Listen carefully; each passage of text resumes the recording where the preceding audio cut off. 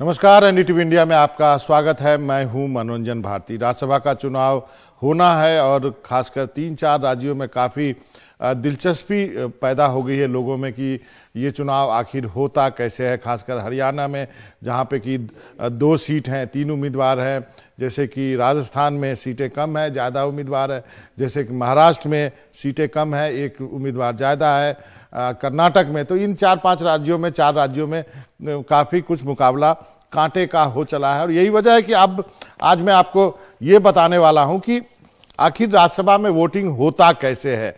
और क्योंकि वहां पर एक अलग तरह से वोटिंग होती है, प्रिफरेंशियल सिस्टम है, यानी वरीयता के आधार पर वोट देते हैं, सिंगल ट्रांसफरेबल वोट होता है, गोपनीय मतदान नहीं होता है, ये सब चीज़ें ध्यान देने की है।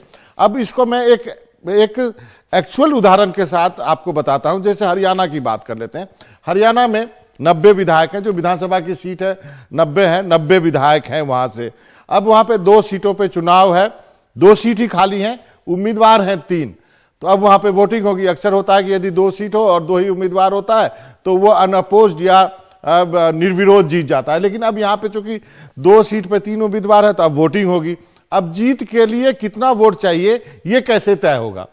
अब देखिए, एक फॉर्मूला है इसका। जितने की विधानसभा हो, 90 की विधानसभा है, उसको आप 100 से गुना कीजिए। उसको जो है 2+1 से भाग कीजिए। तो यदि 9000 हो गई, 100 से करेंगे आप, उसके बाद ये 3000 हो गई, और उस 3000 की जो संख्या होती है उसको आप जो है 1 जोड़ दीजिए, तो ये 3001 हो गई। अब चूंकि आपको याद है कि आपने 90 विधायक यानी 1 विधायक को 100 से गुना किया था, तो अब उसको उतने से भाग दे दीजिए, यानी 31 विधायक में 30 से अधिक विधायक की जरूरत होगी। तो माना जाता है कि 31 विधायक चाहिए। अब क्या स्थिति है हरियाणा में? 3 उम्मीदवार हैं। कांग्रेस के अजय माकन है, बीजेपी के किशन लाल पंवार है, और कार्तिकेय शर्मा जो है निर्दलीय है। 2 ही सीट है वहां पे, लेकिन कार्तिकेय शर्मा आ गए हैं निर्दलीय के रूप में। अब हरियाणा विधानसभा का ब्रेकअप दिखा देता हूं आप। बीजेपी के पास 40 है, उसको जो सरकार जिसको समर्थन हासिल है। जेजेपी को 10 है, एचएलपी को 1 है, और निर्दलीय 6 जो है वो समर्थन दे रहे हैं सरकार को। कुल 57 वोट हैं, 45 चाहिए बहुमत के लिए। कांग्रेस के पास 31 वोट है। अब क्या है कि यहां पर वोटिंग की प्रक्रिया क्या होगी? 2 निर्दलीय भी हैं, एक अभय चौटाला है, एक राकेश दौलताबाद भी हैं। अब हर जो है विधायक को एक पर्ची दी जाएगी, और पर्ची में आप देख सकते हैं तीनों उम्मीदवार के नाम होंगे, जैसा हमने दिखाया है। तीनों उम्मीदवार के नाम हर पर्ची पे लिखे होंगे। जो 3 उम्मीदवार हैं, यानी माकन साहब का नाम होगा, पंवार साहब का नाम होगा, और कार्तिकेय शर्मा का नाम होगा। हर विधायक को 3 वोट करने हैं, यानी उसको प्राथमिकता के आधार पर वोट देगा। यदि कोई जो है विधायक कांग्रेसी है तो वो जाहिर है कि वो अजय माकन को वोट देगा। यदि कोई विधायक बीजेपी का है तो वो बीजेपी के कृष्णलाल पंवार को फर्स्ट प्रायोरिटी देगा। और उसके बाद जो है कार्तिकेय शर्मा को, जो बीजेपी के बचे हुए वोट हैं, और चूंकि जेजेपी ने उनको कहा है कि हम समर्थन देंगे, तो वो जेजेपी का पहला प्रेफरेंस मिलेगा और बीजेपी के बचे हुए वोट का पहला प्रेफरेंस मिलेगा। तो इस अनुसार यदि देखें तो कार्तिकेय शर्मा को पहली वरीयता के 26 वोट मिल रहे हैं। अब यहां पे क्या होगा? जब उनके पास 26 वोट है तो उनको 2 वोटों की जरूरत है। अब यहां पे क्या होगा कि यदि स्थिति सामान्य है, यानी अजय माकन को कांग्रेस के 31 में से 31 विधायक ने वोट दे दिया, तो कार्तिकेय शर्मा रेस से बाहर हो जाएंगे, क्योंकि बीजेपी के पास पहले ढेर सारा वोट है और उनको कोई जरूरत नहीं है।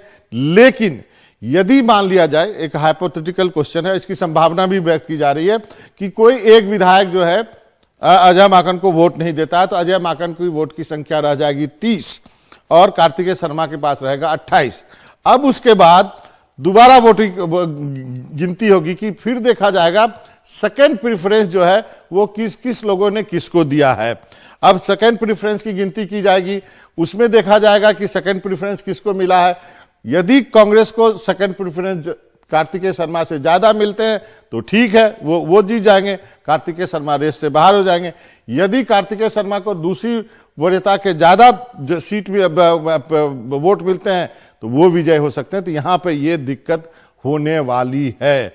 तो वही वजह से कहा जा रहा है कि क्या हरियाणा में कोई अजय माकन की सीट फंस सकती है, जबकि ये जीती हुई सीट है। यदि हम राजस्थान की बात करें, वहां पे भी यही चीज होगा, एक एक्स्ट्रा उम्मीदवार है। महाराष्ट्र में तो एक एक्स्ट्रा उम्मीदवार खड़ा किया गया है बीजेपी की तरफ से भी और अब जो विकास अधिकारी अघाड़ी की तरफ से भी। लेकिन ये जो है काफी दिलचस्प हो गया, क्योंकि वोटिंग प्रक्रिया जो है इतनी सिंपल नहीं है। एक चीज और बता देता हूं कि इसमें क्या होता है। इसमें यह होता है कि व्हिप इशू किया जाता है, वोटिंग जो है पर्ची दिखा करके की जाती है। वहां जो अधिकारी मौजूद होते हैं उनको पर्ची दिखाई जाती है और पर्ची दिखा करके वोटिंग की जाती है। तो वो सब चीज भी ध्यान में रखना है।